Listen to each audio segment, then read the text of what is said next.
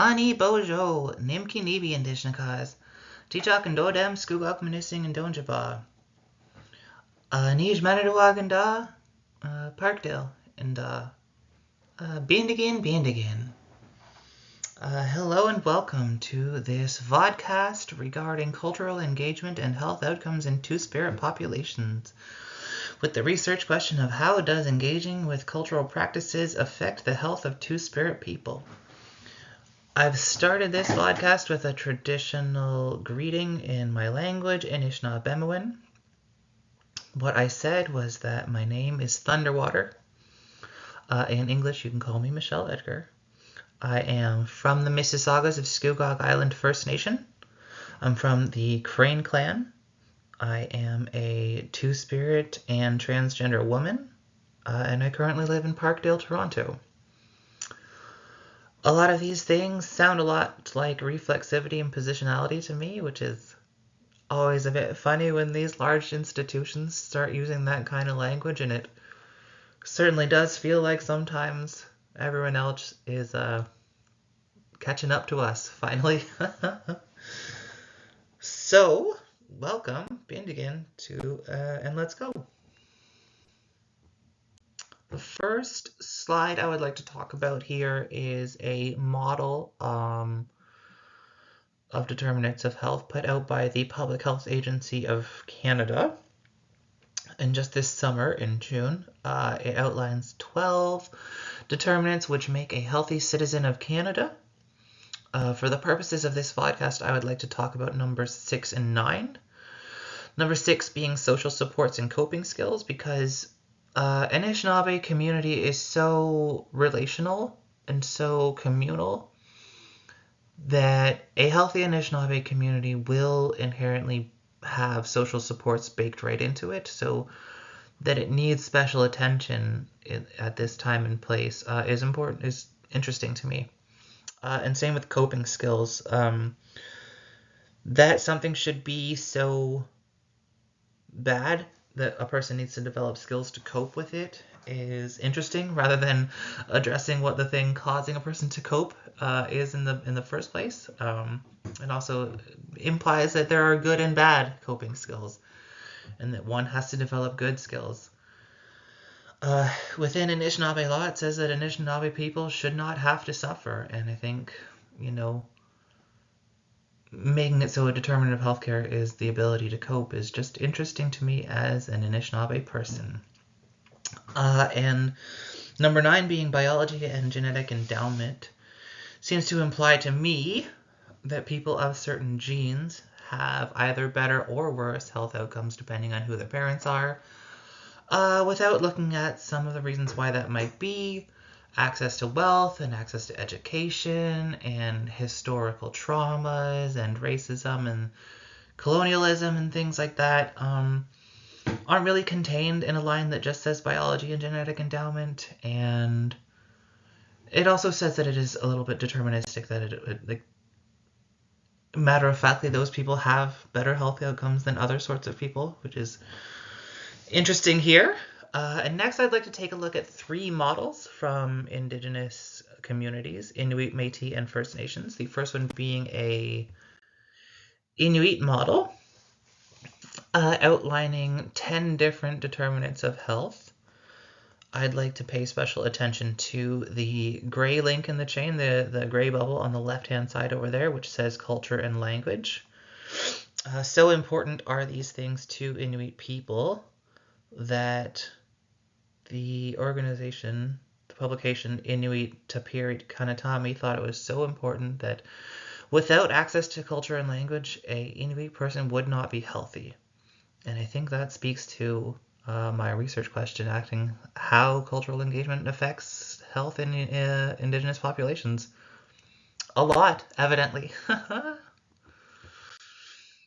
And the next is a model from a Métis organization, the National Aboriginal Health Organization. All of the words contained in this model, I think, are important.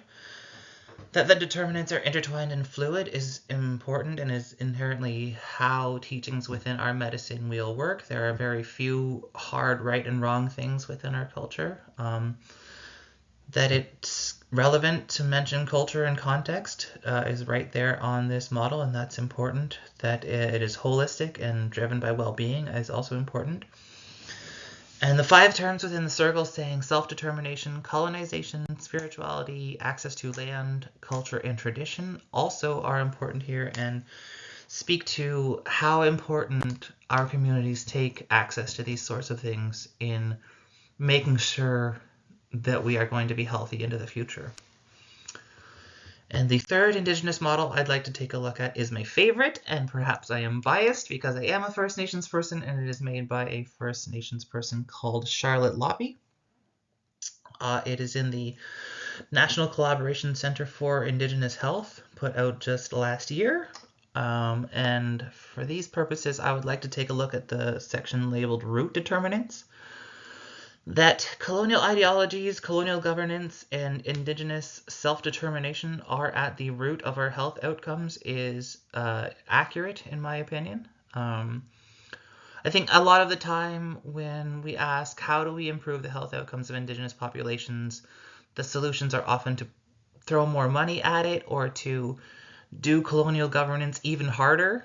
But we've seen in our history and through our stories that colonial ideologies and governance has not worked, does not work, and will not work in the future.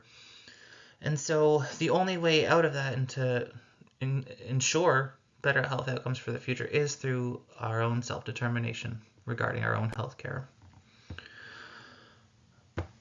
To that note, my dear sweet friend Tasha Madassa, who is a manager at Two-Spirit People of the First Nations, which is a community health center catered towards Two-Spirit and Indigenous populations within downtown Toronto, has a few words to say about what cultural engagement and health determinants in Indigenous populations mean to them. Please take it away, Tash.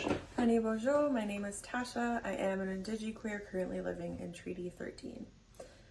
So when I was asked to think about the idea of health intertwining with cultural engagement, the first thing that I thought of was the idea of safety, as well as self-determination.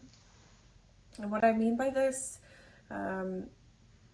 is when you think about health and health facilities, a lot of the times they are westernized. And for Indigenous folks, it's really hard to walk into a health facility and not feel almost discouraged, especially when it comes to health. Thinking about your health, it's a very vulnerable aspect of your life. And so when you walk into these facilities, hoping that you're going to get support, it's frustrating to feel like you're going to walk in and not be seen, not be heard. And so the idea of cultural engagement intertwining with health is really important, especially to Indigenous folks, because our health isn't just a one-size-fits-all definition. Health embodies so many aspects of your life and so many aspects of your identity, which also intertwine with your lived experiences. Thanks so much, Tash.